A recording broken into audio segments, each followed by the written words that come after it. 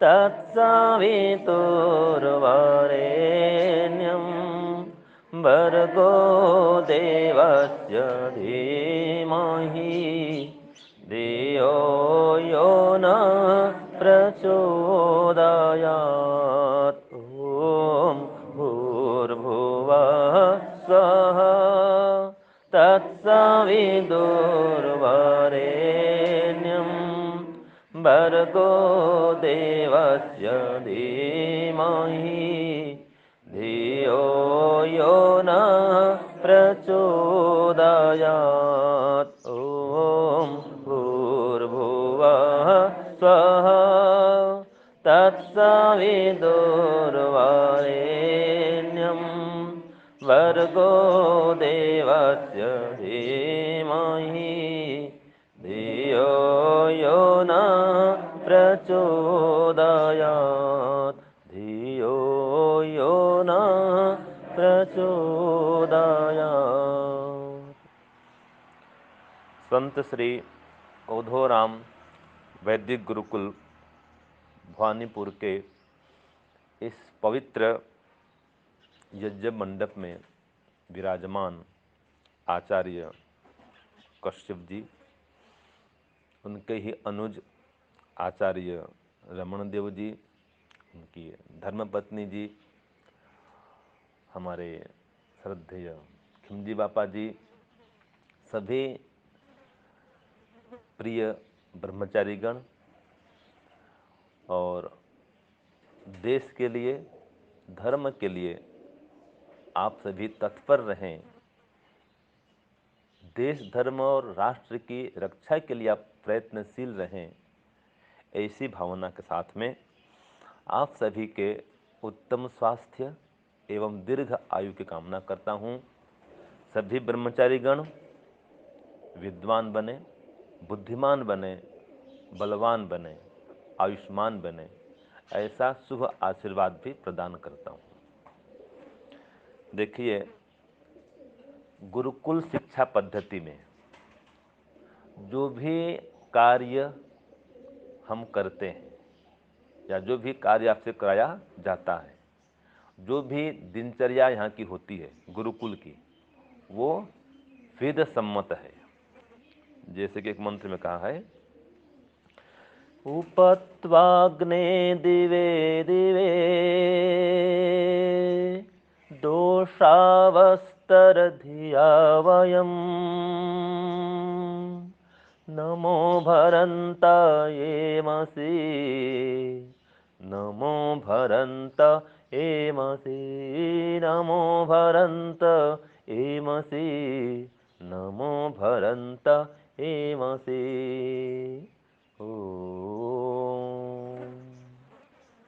इस मंत्र में कहा उपत्वाग्ने दिवे दिवे, अर्थात हे अग्नि परमात्मा, हे ज्ञान स्वरूप परमात्मा, हम आपके निकट, उप माने निकट में, हे अग्नि परमात्मा हम आपके निकट में दिवे दिवे प्रत्येक दिन आते जाएं, प्रत्येक दिन आपके निकट ही आए। और दोषावस्तः धियावयम, दिन और रात, सुबह शाम दोनों समय बुद्धिपूर्वक आपकी उपासना करते हुए, ध्यान करते हुए हम आपके निकट आए।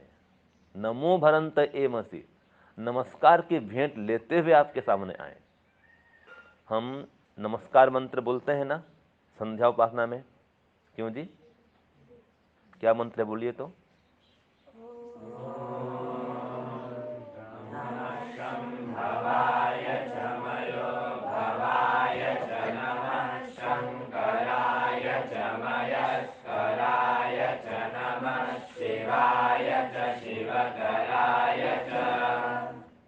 यह है नमो भरंत एमसि। प्रमाण मिला ना वेद में, प्रत्येक दिन सुबह सायं कि हम संध्या करें। और देखो, नमस्ते का अर्थ होता है ईश्वर को अपने अनुकूल बनाना और खुद भी उनके अनुकूल बनना। जैसे हम माता पिता गुरुजनों को नमस्ते करते हैं, तो नमस्ते का मतलब क्या होता है? उनका सम्मान करना, सत्कार करना और उनके अनुकूल बनना और फिर उनको अपने अनुकूल बनाना। तो ईश्वर को नमस्ते करना मतलब ईश्वर के अनुकूल बनना, ईश्वर की आज्ञा का पालन करना, उनका ध्यान करना, भक्ति करना, भजन करना, जप करना, चिंतन करना, मनन करना, गुणगान करना, ये प्रत्येक व्यक्ति का कर्तव्य है, धर्म है।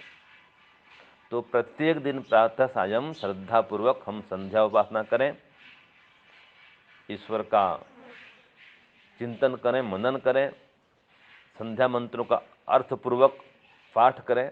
आज मुझे अच्छा लगा, आप सभी संध्या मंत्र बोलते हैं और अर्थपूर्वक बोलते हैं, बहुत बढ़िया, अच्छी बात है ये, क्योंकि बिना अर्थ के जाने आनंद नहीं आता है।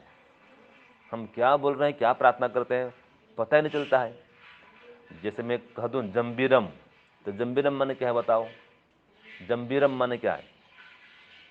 हाँ जी, जम्बीरम माने अभी आपको कुछ नहीं लग रहा है, ठीक है, मैं जम्बीरम कह रहा हूँ, आपको कुछ भी नहीं लग रहा है, कुछ मन में कुछ हो रहा है, असर हो रहा है, कुछ मुंह में कुछ अंतर आ रहा है, नहीं आ रहा है। और मैं कह दूँ नींबू, तो नींबू हरा हरा, खट्टा खट्टा, कैसा खट्टा होता है उसका रस। अब कुछ हुआ, मन में कुछ हुआ, कुछ मुंह में कुछ हुआ है, हुआ कि नहीं हुआ? नींबू के खट्टे रस को याद करिए, नींबू का हिसाब से देखिए, तो जम्बीरम माने नींबू। तो अर्थ को जानने पर यह लाभ होता है। और अगर अर्थ नहीं जानेंगे और कोई भी काम करते रहेंगे, लाभ को नहीं जानेंगे, कोई भी काम करते रहेंगे, तो वो केवल आवाज करना है। हाँ, वाचनिक लाभ तो होगा, लेकिन जो मजा आना चाहिए, आनंद आना चाहिए, वो नहीं आएगा। इसलिए अर्थपूर्वक करना अति उत्तम है। इसी प्रकार से संध्या के पश्चात यज्ञ किया हमने, ये यज्ञ का विधान है वेद में। वेद में कहा है यजस्व वीर, हे वीरों तुम यज्ञ करो, ये प्रमाण है यज्ञ करने का। और जो यज्ञ करता है वो वीर बनता है, ये वीर से निकलता है। जो यज्ञ करेगा वो वीर बनेगा, और जो वीर होता है वो यज्ञ करेगा। तो आप सब वीर बनना चाहते हैं तो यज्ञ करें, क्योंकि यज्ञ करने से उत्तम स्वास्थ्य की प्राप्ति होती है, दीर्घ आयु की प्राप्ति होती है, बुद्धि बढ़ती है, ठीक है जी। और फिर आसन व्यायाम भी करें, प्राणायाम भी करें, इससे बुद्धि बढ़ती है। श्रद्धा पूर्वक करें। एक मंत्र में आता है अस्मा भवंतो न स्तनु, तुम्हारा शरीर है वो पत्थर समान मजबूत हो जाए, बलवान हो जाए, दृढ़ हो जाए। अब कैसे होगा भाई? व्यायाम करेंगे तो होगा ना। अच्छा, आप में से कोई दंड बैठक लगाता है? दंड बैठक दंड लगाता है? हैं? लगाता है।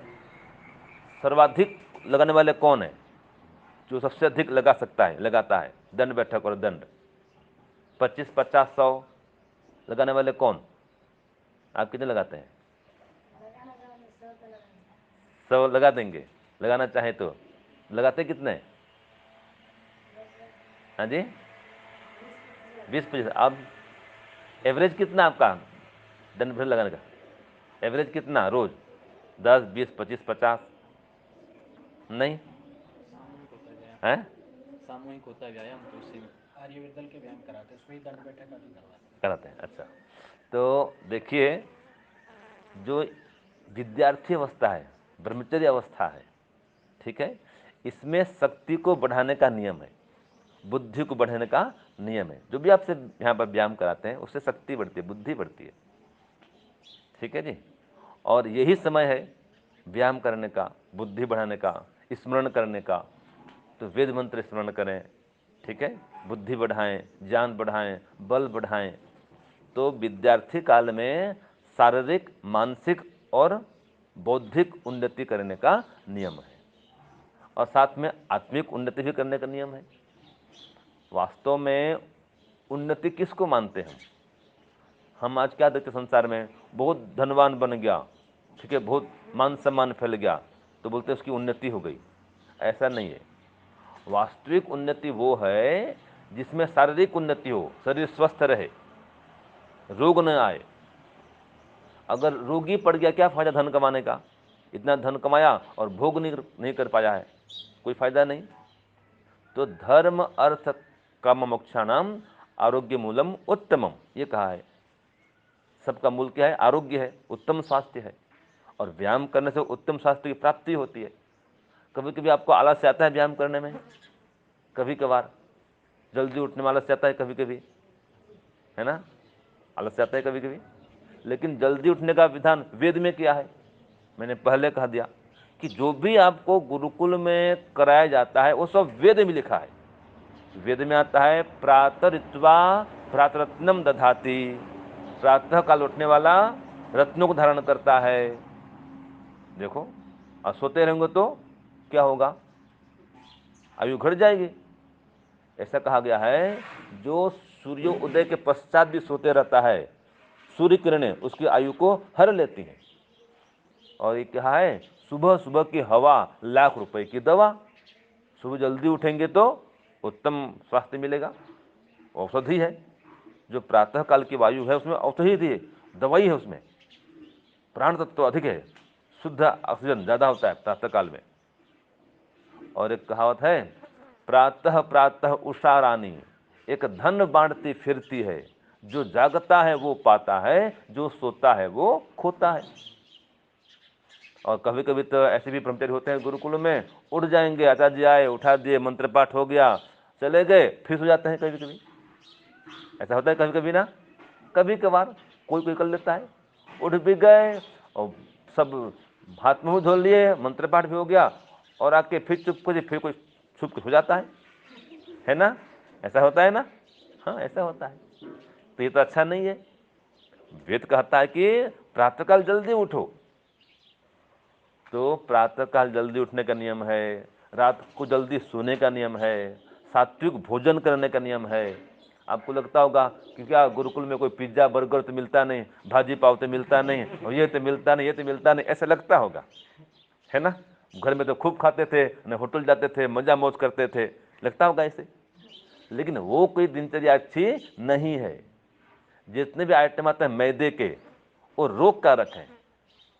और जो पाव खाते हैं वो कभी नहीं खाना चाहिए। पाव में क्या होता है पता है, वो सड़ा हुआ आटा है, और उसको तो पता नहीं, पैर में भी ऐसे मसलते हैं उसको। तो सबसे खराब भोजन तो मैदा का वो पाव है, वो आंत में जम जाता है, ठीक है। तो ऐसा भोजन स्वास्थ्य के लिए हानिकारक है। तो जो स्वास्थ्य के लिए लाभदायक है वही भोजन आपको कराया जाता है, याद रखिए।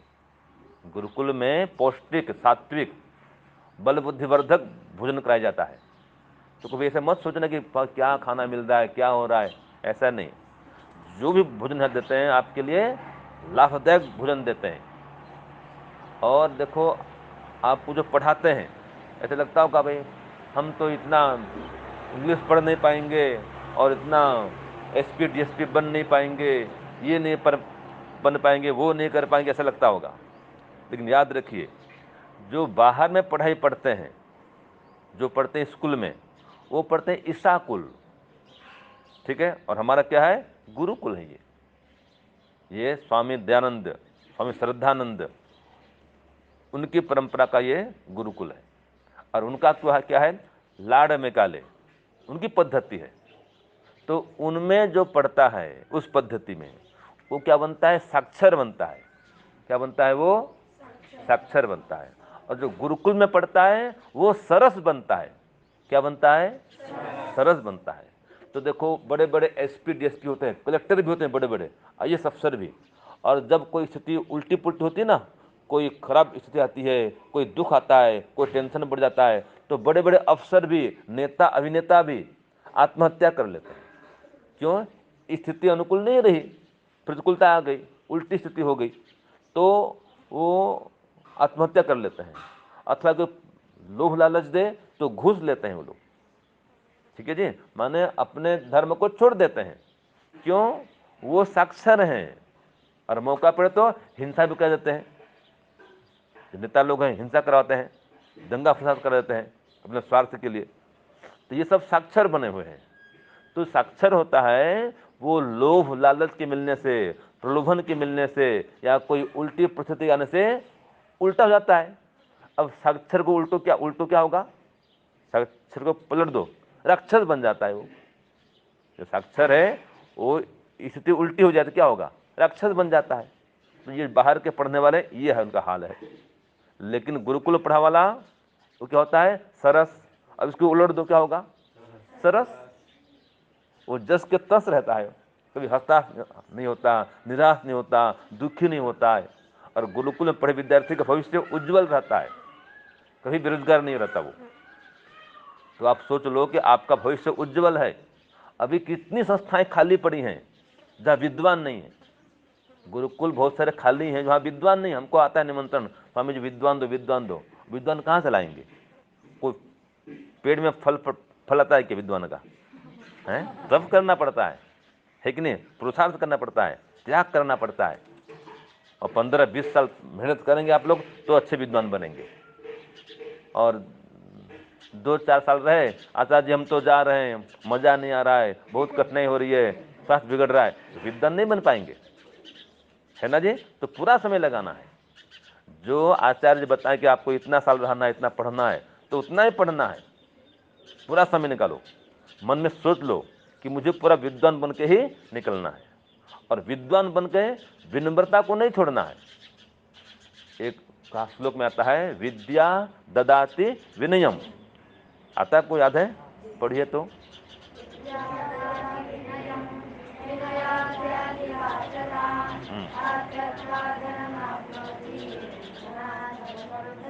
शाबाश, बहुत बढ़िया। इसका अर्थ कौन बोलेगा? हाँ बोलिए बोलिए। हाँ जी, सरल है। विद्या ददाति विनयम। जो विद्या है वो विनम्रता प्रदान करती है। फिर विनम्रता से पात्रता आती है। जो व्यक्ति विनम्र बनता है उसको पात्रता मिलती है। फिर पात्रता माने योग्यता। उसके आने पर फिर धन मिलता है। और धन से अगर आप धर्म करेंगे तो उससे सुख मिलता है। बिना धर्म के सुख नहीं मिल सकता। तो आप सब धार्मिक बन रहे हैं, आध्यात्मिक बन रहे हैं, ठीक है जी, तो आपको सुख मिलेगा, निश्चित बात है। ये परमात्मा का नियम है। तो जो वैदिक साहित्य पढ़ता है, वेद पढ़ता है, उसका जीवन सुख, समृद्धि, ऐश्वर्य से परिपूर्ण होता है और दीर्घ आयु को प्राप्त करता है। अनेक सारे लाभ हैं गुरुकुल में पढ़ने के। कभी आलसी परमादेय नहीं होता वो, कितना दुख कष्ट है घबराता नहीं है वो। क्यों? संध्या करता है, उपासना करता है।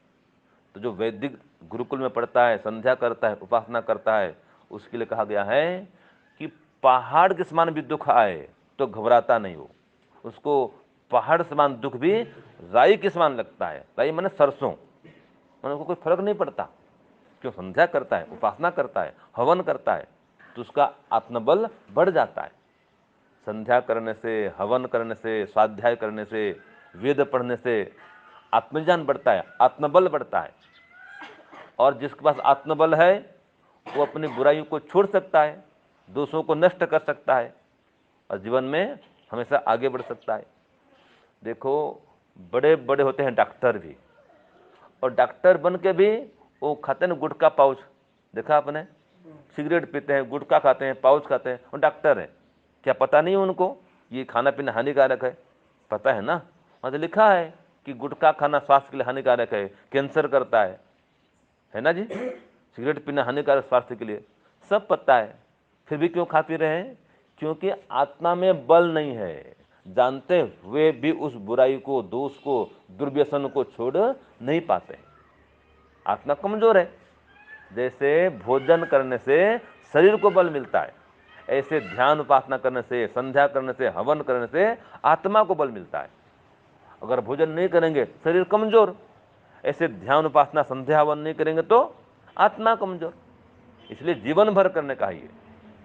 और देखो, संकल्प करना कि हम गुरुकुल से पढ़ के निकलने पर भी पैंट शर्ट नहीं पहनेंगे, जींस टी शर्ट नहीं पहनेंगे, ठीक है? कई विद्यार्थी ऐसे होते हैं, पढ़ जाते हैं, शास्त्री हो गए, आचार्य हो गए, फिर दिल्ली जाएंगे, मुंबई जाएंगे, पुरोहित बन जाएंगे और भी ये करेंगे, और जींस भी टी शर्ट पहन लेते हैं। ये अच्छा नहीं है भाई। हमारा वास्तविक परिधान आप जो पहन रहे हैं वो है। देखो आचार्य जी वो कैसा ड्रेस पहने हैं, ये हमारा ड्रेस है। तो वस्त्र का बहुत प्रभाव पड़ता है। आपको ये ड्रेस न दिया जाए, ठीक है, ये वस्त्र आपको नहीं पहनाया जाए, और जीन्स टी शर्ट पहना दिया जाए, हिप्पी कट आपका बाल रख दिया जाए और बाहर में जाएं, तो आप में उनमें क्या विशेषता है? कोई अंतर है? और आप इस ड्रेस में जाओ तो आपका सम्मान करते हैं। ऐसा आप जो बड़े बड़े हो गए ना, अभी थोड़े बड़े बड़े हुए हैं, और अगर आप साथ में जाएंगे आचार्य जी के तो उनको प्रणाम करेंगे तो आपको ही प्रणाम करेंगे, सम्मान होता है इससे, वस्त्र का प्रभाव पड़ता है। आर्मी वाला है और ड्रेस नहीं पहने आर्मी का, कौन उसका बोलेगा आर्मी? कुछ आर्मी बोलेगा? पुलिस है ड्रेस नहीं पहने, वर्दी नहीं पहने, कौन पुलिस बनेगा? ऐसे ब्रह्मचारी है और ड्रेस नहीं पहने तो कौन को ब्रह्मचारी बोलेगा उसको? महत्व इसका है, तो इस देश का महत्व है। ठीक है जी। तो जो भी आपको यहाँ भोजन वस्त्र जो कुछ भी दिया जा रहा है, कराया जा रहा है, वो आपके हित के लिए है, आपके उज्जवल भविष्य के लिए है। और वास्तविक उन्नति समझ लो यही है जिसमें शारीरिक उन्नति, मानसिक उन्नति, बौद्धिक उन्नति, आत्मिक उन्नति और फिर राष्ट्रीय उन्नति निहित हो। केवल आर्थिक उन्नति, वो उन्नति पर्याप्त नहीं है, वो भी चाहिए, मना नहीं है, लेकिन आजकल जिसको देखो आर्थिक उन्नति के पीछे पड़े हुए हैं। आजकल के बच्चे पढ़ते हैं ना, तो वो आसन व्यायाम नहीं करते, प्राणायाम नहीं करते, हवन नहीं करते, संध्या नहीं करते, खाली पढ़ाई करते हैं। और किस लिए? धन कमाने के लिए। वो सब नौकर बन रहे हैं। क्यों? नौकरी के लिए पढ़ रहे हैं वो तो नौकरी जो करता है कौन होता है? नौकर होता है। तो याद रखिए, आपको नौकर नहीं बनना है, आपको नौकर रखना है। क्या करना है आपको? हाँ, तो नौकर बनना अच्छा है कि नौकर रखना अच्छा है? रखना अच्छा है। अपने आचार्य जी नौकर रख रहे हैं ना, है कि नहीं है? वो नौकरी नहीं कर रहे हैं, क्या कर रहे हैं? नौकर रख रहे हैं। तो हमारा ये सिद्धांत है, हम नौकरी नहीं करेंगे, हम तो नौकर रखेंगे हम तो। और पैसा पड़ता है पैरों में। एक आचार्य धर्मवीर थे, जानते आप बातें जानते, अब जानते हैं आचार्य जी को? धर्मवीर जी अजमेर वाले। वो कहते थे, मैं तब नया नया वो आया था प्रचार करने के लिए गुरुकुल से, रोजड़ से, तो पढ़ाई मेरी पूरी हुई थी और एक जगह उपदेश करने गया था, थलतेज आर्य समाज अहमदाबाद में। तो वो भी थे आचार्य धर्मवीर जी, और थे एक आचार्य सत्यव्रत राजेश जी, वृद्ध हो चले थे, वो भी आए थे, बहुत साल पहले की बात है। तो जब उपदेश चल रहा था, मेरा भी उपदेश हुआ, उनका भी हुआ, तो मैं तो उसमें तो हम युवा था एकदम, मुझे अच्छा लगा भी इतने बड़े विद्वान हैं, साथ मुझे बोलने का मौका मिला। फिर उन्होंने कहा, ब्रह्मचारी जी जो आप इस पथ में आगे बढ़ेंगे, देखो माला माल हो जाएंगे। क्यों? हमको माला मिले, यहाँ पर सम्मान हुआ, माला पहना गया। तो कहे माला मिला ना, और माल भी मिला, दक्षिणा मिली। ठीक है, क्या मिला? माला और माल, तो दक्षिणा मिले और माला भी मिले। तो अगर आप ये पढ़ेंगे तो माला माल हो जाएंगे, समझे? सम्मान भी मिलेगा और भगवान का आशीर्वाद भी मिलेगा, समझ गए जी? तो इसलिए श्रद्धा पूर्वक आप विद्या अध्ययन करें, और याद रखिए ये विनम्रता पूर्वक पढ़े, अनुशासन पूर्वक पढ़े। मैं कल भी कहा था, अनुशासन है, विनम्रता है, सहनशीलता है, ये कुछ आध्यात्मिक गुण हैं, ये आपके अंदर होना चाहिए। सहनशीलता, विनम्रता, सरलता, सत्यवादिता, कर्मठता, ये सब आवश्यक गुण हैं। अगर ये गुण रहेंगे आप में तो आप खूब आगे बढ़ेंगे। और वास्तविक उन्नति है जीवन में शांति हो और फिर जाकर के ईश्वर की अनुभूति हो। अगर जिस काम से आपको शांति नहीं मिल रही है, वहां तो क्या उन्नति है? वो तो अवनति है। मन की शांति चली गई, क्या फायदा हुआ? ऐसे ही ईश्वर की प्राप्ति नहीं हो रही है, ईश्वर से उल्टा चल रहे हैं, क्या फायदा हुआ? ठीक है जी। तो देखो, अंतिम में एक बात बताऊं, फिर छुट्टी करेंगे। जो गुरुकुल में पढ़ता है ना, वो जिधर जाना चाहिए उसी रास्ते के ट्रेन में बैठता है, और जो गुरुकुल में नहीं बैठता है वो जाना चाहिए इधर और इधर जाने वाले ट्रेन में बैठ जाता है। उदाहरण के लिए, आपको जाना है मुंबई, तो मुंबई को जाने वाली ट्रेन में बैठेंगे, क्यों? मुंबई जाना है। और अगर आप बैठ जाएंगे चेन्नई के वाली गाड़ी में तो कहाँ पहुँच जाएंगे? चेन्नई पहुँच जाएंगे। तो मुंबई माने मुंबापुरी, उसका पहले का नाम क्या था? मुंबापुरी था। मुंबापुरी से बाद में मुंबई बना, तो हम कहते हैं मोक्षपुरी। इसको भी हाँ लगाएंगे अध्यात्म में, हमको जाना कहाँ है? मोक्षपुरी। अब मोक्षपुरी जाना है तो मोक्षपुरी वाले गाड़ी में बैठे, और हम बैठे थे संसार नगरी में, तो है एक गाड़ी चलती है साइज नगरी, यहाँ से चलती है भुज से, तो नाम ही इसका नाम है साइज नगरी। तो हमको तो बैठना भाई मोक्षपुरी वाली गाड़ी में। और हम बैठते हैं संसारपुरी वाली गाड़ी में, तो कहाँ पहुंचेंगे? संसार में घूमते रहेंगे, है कि नहीं है? तो जो गुरुकुल में पढ़ता है वो मोक्षपुरी वाली गाड़ी में सवार हो गया है, एसी कोच है, फर्स्ट क्लास, जल्दी पहुंचेगा, है ना? ईश्वर का आनंद मिलेगा उसको, हाँ, ईश्वर से ज्ञान मिलेगा, ईश्वर से बल मिलेगा, मान सम्मान मिलेगा, आयु बढ़ेगी, लाभ ही लाभ है। ये वास्तविक उन्नति ये है। और धन संपत्ति मिलेगी, ऐसा नहीं है, जो गुरुकुल पढ़ता है उसको धन भी मिलता है, ठीक है जी। इसलिए आप श्रद्धा पूर्वक, एकदम तपस्या पूर्वक, ब्रह्मचर्य पूर्वक, आस्था पूर्वक आप विद्याध्ययन में लगे रहें और खूब विद्वान बने, बुद्धिमान बने, आयुष्मान बने, ये मेरा शुभ आशीर्वाद है।